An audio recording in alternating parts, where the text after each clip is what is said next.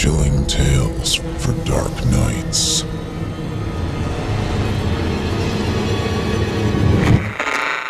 Want to make sure you never miss a Chilling Tales for Dark Nights video again? Be sure to subscribe and hit that bell to turn on notifications. The following interactive performance is a first-round entry in Chilling Tales for Dark Nights' 4th annual Evil Idol voice acting competition. And you, listener, get to help decide who advances to round 2. Voting is simple. Following the performance, simply click the thumbs up icon on this video if you'd like this contestant to move forward, or the thumbs down if you'd like to see them be eliminated. Voting on this entry will conclude 1 week after the date of its posting. Thank you, and good luck to all of our contestants. Hey, you've reached Aaron and Katie. We aren't home right now, but leave us a message and we'll get back to you. Thanks. Katie, this is your mother. You didn't call last night and missed lunch with us today. I'm getting very worried. Please call us back, okay? I listened to the message and looked to my wife's face. Eyes glazed over and lips contorted. Her fingers fall limply from their grasp on my arm. My hands continue to shake, even after I let go of her neck, and she drops to the floor. Rage still burns through my veins while my heart continues to break. You're probably wondering what happened or why I find myself in the situation that I'm in. You also may already think that I'm a terrible person. But before you jump to any definite conclusions, let me tell you the whole story of how I got here. Katie and I met in our early 20s, and she says it was love at first sight. She said she noticed me before I noticed her. We hung out after work one night, and that night turned into a relationship that lasted 8 years. She entered my bed and never left it. We seldom left each other's side. We lived together right away, always hung out together, and we even worked together a few jobs over the years. We had a wonderful 5 years or so, until we started to try to have children. That's when her depression started. She'd withdraw and go quiet. Her silence was ice too cold for me to touch. I couldn't understand why things couldn't still be happy with just us. I know how badly she wanted to be a mother, but we still had each other. We had a connection we dreamt about for most of our young lives that some people never find. We started out with just the two of us. We were happy. We could still be happy with just the two of us. After about 2 years, I made an appointment with the fertility clinic. We both needed to be checked to see what the holdup was. They were able to find out that her fallopian tubes were ravaged with cysts. They had to be removed, right along with any hope or chance we had of having our own biological child. Honestly, as terrible as it sounds, I'm glad we went. Not because of the result, but because they were able to find a problem that Katie had and fix it. I tried to be there for her, tried to sympathize and help her cope. The upcoming winter season didn't seem to be helping either. We tried marriage counseling and individual therapy for her. I even spoke to a few adoption lawyers to ask about the process to give us options. It's not what she had planned, but I always supported her in her dreams. She wanted a baby, and I couldn't give it to her? Then this was the next best option for me. She wouldn't hear it, of course. Adoption was like a dirty word to her. She actually cringed when I first said it to her. She couldn't handle the idea of raising someone she didn't nurture and grow in her womb. Forget about saving another child's quality of life. She was too narcissistic for that. I'll only be a disappointment to them, Aaron. If I don't feel that connection, they'll sense it. And that's not fair to them. You raise a child for a majority of its life, and that's just fine. However, when they get to a certain age, they want to know all about their birth parents. They want to know everything about them. You have no idea how many birth parents pop up wanting to know their kids. And wouldn't you know, It always seems to happen after they turn 18, she would say. No matter how I went about it, it always ended in tears, nights on the couch, and the silence of a frostbitten atmosphere. She seemed to have started to come around after a couple of months. I came home and found her listening to music and swirling around the kitchen tiles in her socks. She had painted her nails a metallic baby blue. In honor of wintertime, she told me excitedly. To me, her painting her nails was a great thing. If she's pampering herself, she's happy. She was present. She was my Katie again. I couldn't help but smile when I saw the woman I'd married so many years ago. She even told me she joined a social media group about infertility and loved the support she was getting. It gave her strength to hear other people's struggles and get to share our own to people who truly understand. I was happy for her. I wanted to tell her that I was there for her too, and that I also understood. That if she shared with anyone, it needed to be me, her partner. I was the other person sitting in the chair when the doctor told us. I had visions and dreams crushed too. She didn't need to hear that right now, though. Now she was happy, so I was happy. She certainly was getting support. Her phone would constantly vibrate with notifications and messages, sometimes at all hours of the night. I figured, well, it was a big group and it's not the same time everywhere in the world. She must have set it to notify her every time someone posts something or likes something of hers. She needs support from women right now who understand. Katie took it very seriously. I'd hand her phone when it was near me and went off. She would give me looks. Looks like a kid gives his peeking neighbor during a test before he covers his paper so he can't copy.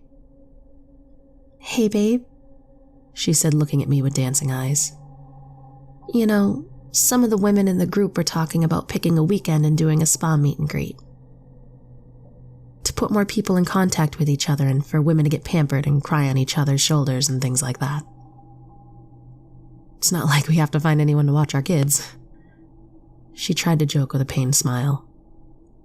"Does this sound like something you'd like to go to with me?" I knew if I hesitated too long, it was going to be a bad one way or another. I would have to take some time off of work. God knows where this meeting place was going to be. The chances that it would have been in our city, hell, our state even, were slim to none. Honestly, all the crying would be so unsettling and awkward for me. Yes, I did love my wife. She's the only one I've ever loved in my life. However, infertility was already something that I had made peace with and accepted months ago. I couldn't bring the level of understanding to the table that was needed for this. Would you like me to, honey? Or do you need to be with your new women friends? I honestly want to go and support you, if you need me. Though it would be super awkward if I was one of the only men there. There are men in this group, right? When I said this, she tried to stifle a giggle by biting her lower lip.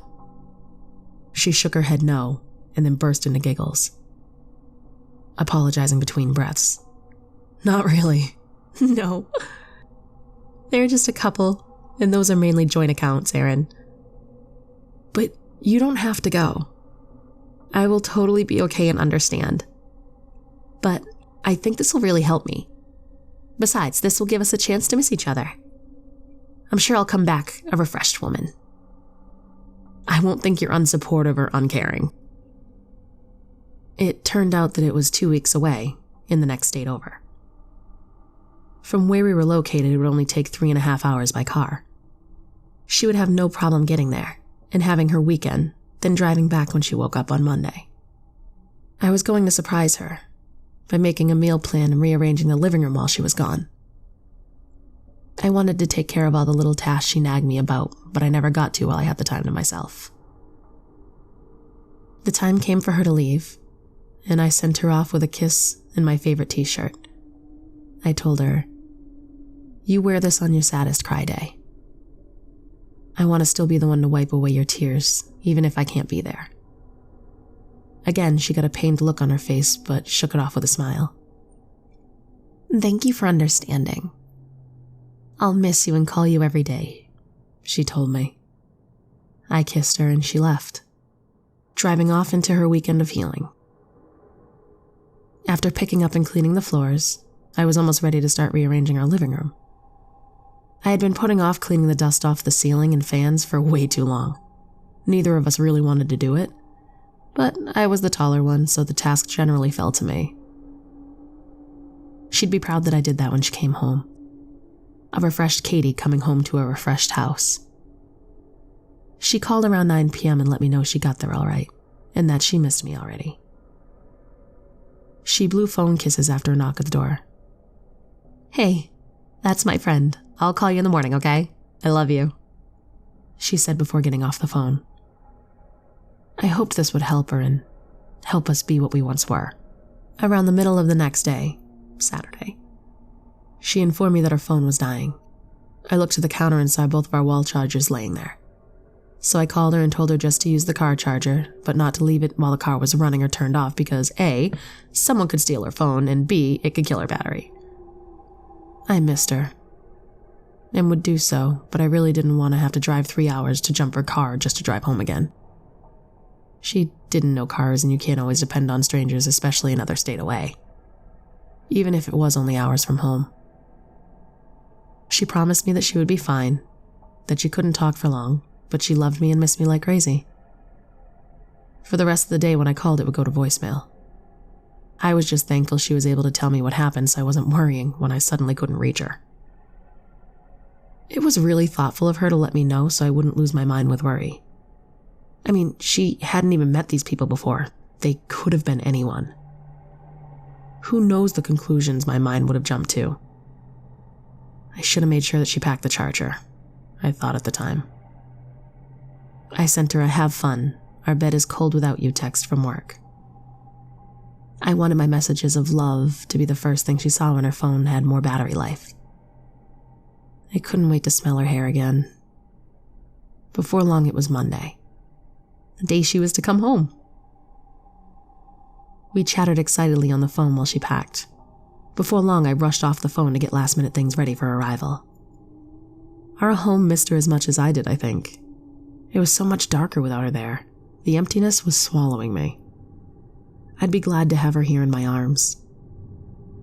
I bought some Reunited and It Feels So Good alcohol for us to enjoy, and then went home and waited. She walked through the door and I gave her a hug that lifted her off the ground. She did look different. Couldn't place it, but it was different. It almost had the glow of her being centered, finally able to find some peace with herself. I was glad for that. We had both needed that for her. Seeing her so rejuvenated made me feel the same, and we relished our time together. We were so wrapped up that she completely forgot to say anything about the house. That's okay though. She's here now, and that's all I ever wanted. The holidays came and went, with Katie seeming like a bulb growing brighter each day. I was thankful she was able to turn it into positivity. For some childless couples, the holiday season can be a big slap in the face. Her group even did a Secret Santa. One of the members sending Katie a very nice, name-brand, very expensive, very out-of-budget gift. I was happy for her. She deserved nice things. She really lucked out on her Secret Santa. One day, I'd gotten a call when Katie was in the shower. It was her mom saying that her father was having some chest pains, and so she was taking him to the hospital. I relayed the message to her and she rushed out. I handed her some clothes, her purse, and keys. I lovingly told her to keep me updated on her way out. I hoped that my father-in-law was going to be okay. I would have gone with her, but I had to work in a little over an hour. I heard a buzzing and looked around the room to see where it was coming from. It sounded like a phone. I checked my phone, it wasn't me. I get on the floor and peer under the bed, and there's Katie's phone. It probably fell out of her purse when I picked it up to hand it to her. I couldn't help myself. I unlocked the screen.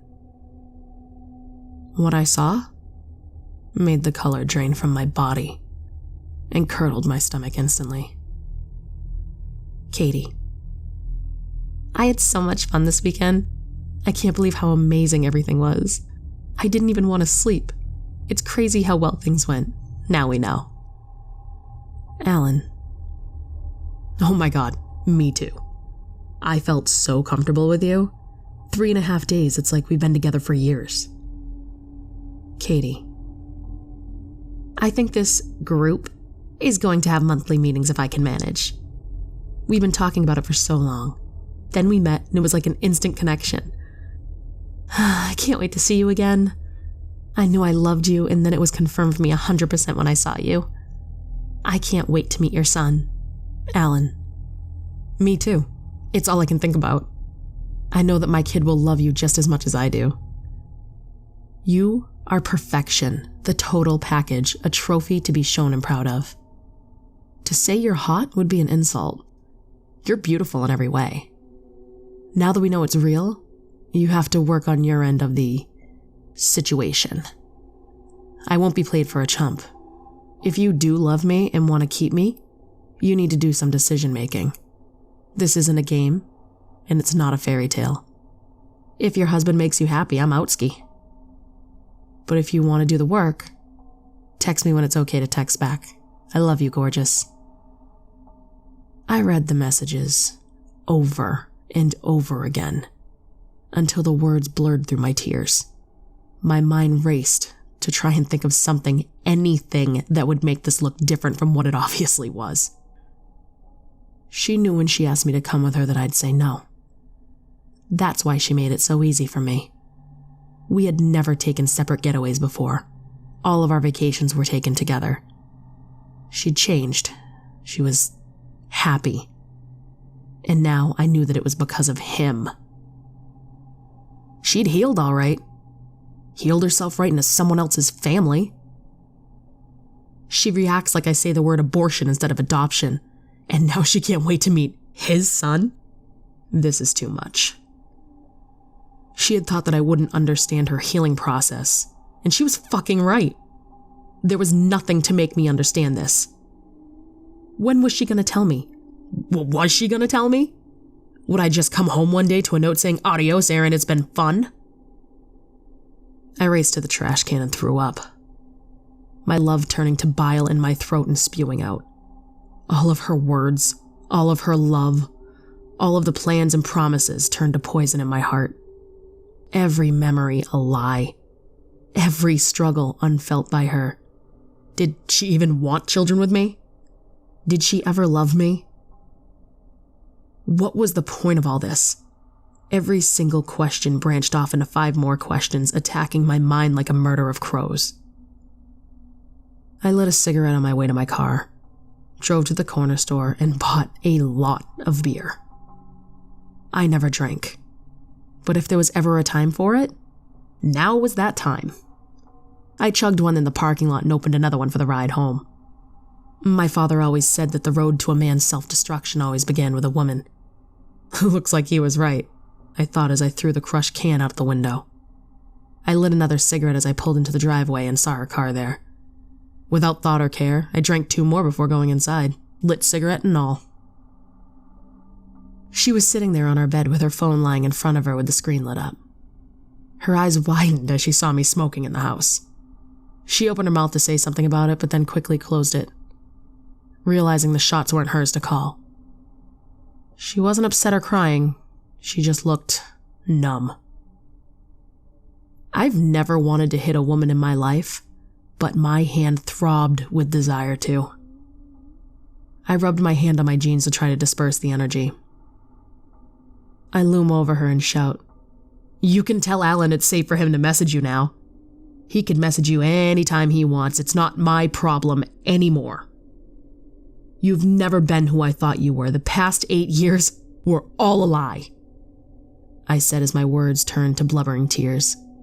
I didn't want to give her the satisfaction of seeing my heart break, but I couldn't help it. Through all the anger and all of my hate, I still saw her sitting on the bed. She looked so small and lost. All I wanted to do was hold her. That wouldn't happen, though.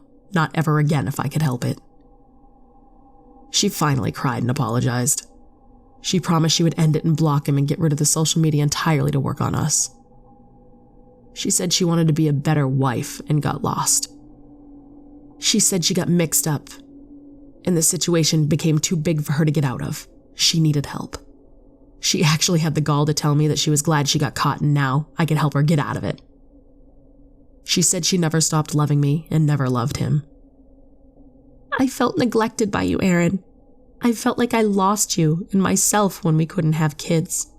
I thought I'd found myself and figured out what life was, but I was wrong. I went to leave you and I couldn't do it, Aaron. I will do anything to fix this. We can come out of this stronger and with better understanding of each other, she said. We spent an entire week apart, me taking a trip of my own out of state to clear my head. She went to my parents and cried to them about what she'd done. She apologized for hurting their son and asked for their forgiveness, figuring it would eventually lead to mine. Though manipulative and inconsiderate to my parents' mental health, it worked. She picked me up from the airport, and again I hugged her so hard I lifted her off the ground. We went home and reconnected. We really talked for hours into the night, and then again when we woke up the next day. We had worked a lot out and decided what we needed from each other was to get past this and not let it ruin us. The only thing I asked of her was to block his number from her phone, and never, under any circumstances, positive or negative, have contact with him again. This was my time to heal, and this was the only way I was going to be able to do it. I wouldn't forgive her twice. Though I didn't tell her at the time, she did ruin us. I saw Alan's picture next to his messages, so I knew his face. Every time I'd go to kiss or touch her, I would see his face like a ghost.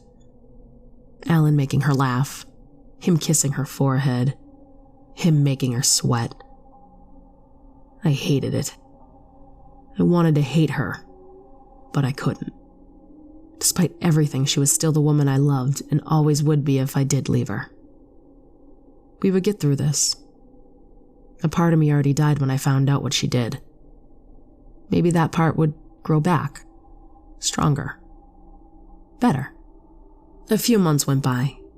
Valentine's Day came and went with no issue. I was nervous about it, but Katie tried her best to make sure it was a good day for me, for us. I started to see the ghost of Alan less and less. Katie was turning into the woman I married again. It was terrible that she needed this to get back to that, but as long as I had her, we could work it out. She would never leave me again, she promised. She had deleted social media as promised, and Alan's number remained blocked. My heart started to slowly heal. I was well on my way in love with her again. Not like nothing happened, but like we didn't let it break us.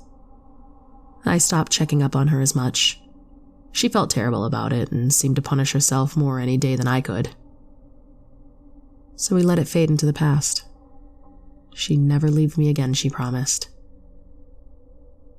Hey, Aaron, can you please look at my phone? I think I have some sort of virus, she asked me concerned.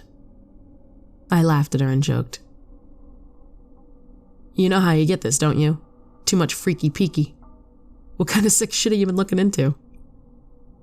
She slapped at my arm, giggling on her way to the kitchen. No. Come on, I can't get any of my pictures to load and I want to send some to my mom. You're off today, please? I told her I'd help her and give me an hour with her phone. I'd back up her pictures and factory reset if the problem was too bad. I transferred her pictures over to the computer just in case. Then I unplugged her phone and looked through her messages to make sure she didn't lose any important numbers or pictures if I reset it. I went to the text setting to see if there was any locked or starred messages with pictures of us. I saw an option on the phone that said blocked messages. With very wary but overwhelming curiosity, I opened the folder. There were so many, all from Alan. Haven't heard from you. I'm sorry about how I act sometimes. You know I love you. I just think that when two people want to be together, they should do anything they can to do so. It's hard for me to imagine the situation you're in at home, and I just get frustrated. Tell me you're thinking of me. I love you, Toots. I'm so lucky to have you. I thought of you last night before going to bed, but that's nothing new. You know how hard you make me. Just want you to know that no matter how mad I get at you, I can never stop loving you. And I'll never turn my back on you. You look beautiful today. I love talking to you. It's been the best part of my day for months. Good morning. You are rocking it today, babe. They went on and on like that and my mind snapped. The frail bandages holding my fragile heart and mentality all fell away. I looked over to her across the room. My breath was coming out in faster and bigger huffs as my face was burning red. She looked at me confused. What? Before she finished her word, I was out of my chair in front of her. The time for words has ended now. I only asked you to do one thing. Just one fucking thing. I stood up to leave and she launched up off the couch, throwing herself on me. Aaron, please, I don't understand. We've come so far and I've worked so hard. Why would I do that just to talk to him again? I haven't been talking to him. Don't go anywhere. I know I fucked up last year, but I wouldn't do that again. Her sobs grew louder. No way. There is no way she gets to be the one to cry here. She doesn't get to feel anything but shame right now. I'm the one who should be crying. But of course, everything was always about her. I couldn't even have feelings about her trying to steal them so she could end up being the victim.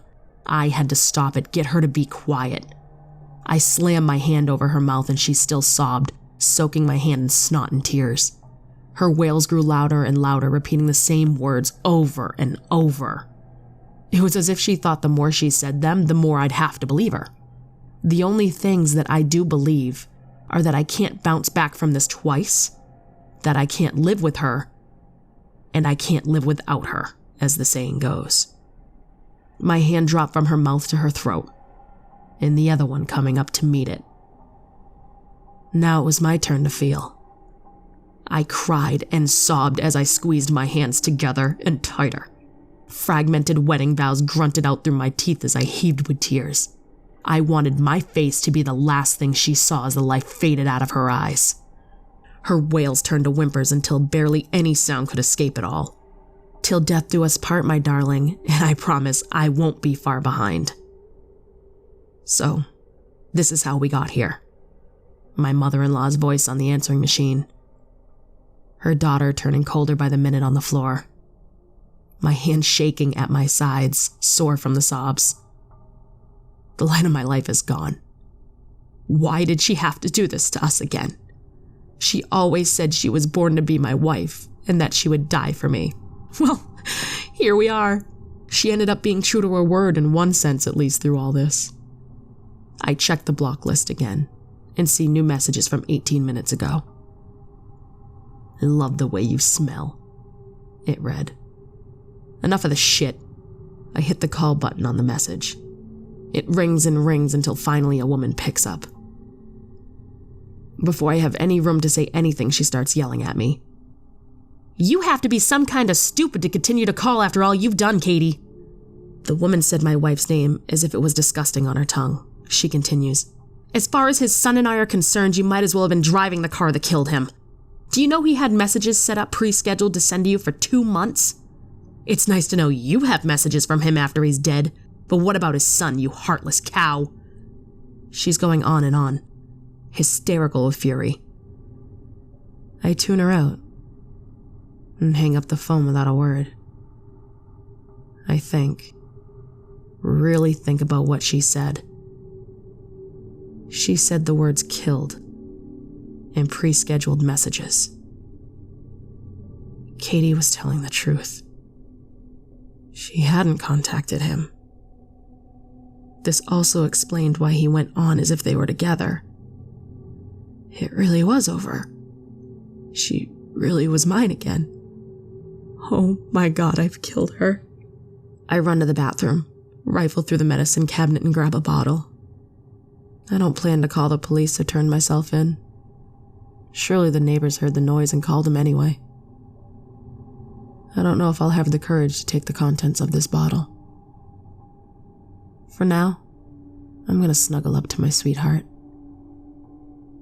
I will hold her for as long as I can and not let go.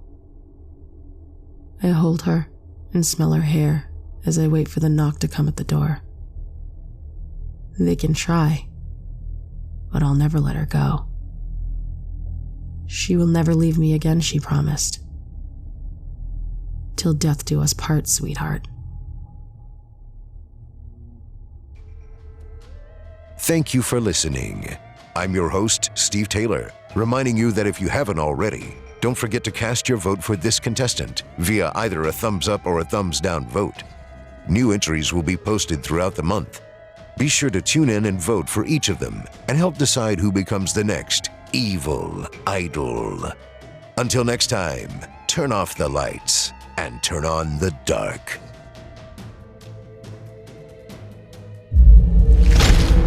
Chilling tales for dark nights.